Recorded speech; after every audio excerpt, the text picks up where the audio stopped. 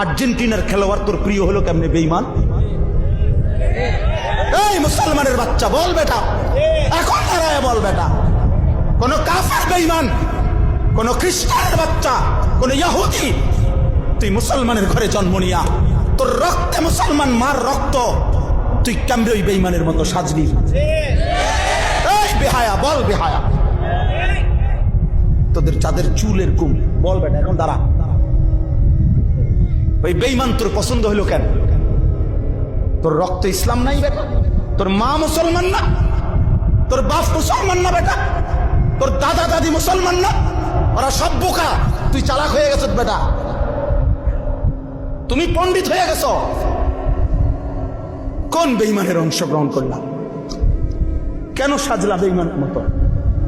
তোমার নবী নাই, তোমার রাসূল নাই, তোমার আল্লাহ নাই, তোমার নবী সাল্লাল্লাহু আলাইহি সাল্লাম চুল রাখে নাই? কথা বলে না কেন? আল্লাহর নবীর চুল ছিল কিনা? নবীজির চুল মোবারক ছিল কিনা? তিনি চুল রাখতেন কিনা? তো তিনি কেমনে সাজলেন? এটা আমার পছন্দ হয় না কেন?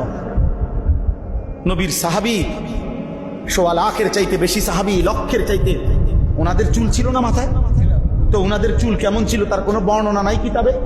তো তুমি দেখো না এটা? তোমার ধর্মকে তুমি এত বড় বেইজ্জতি করলা কেন? তোমার রাসূলকে তুমি এত বড় বেইজ্জতি করলা কেন? এটা কোনো ইনসাফ হইতে পারে?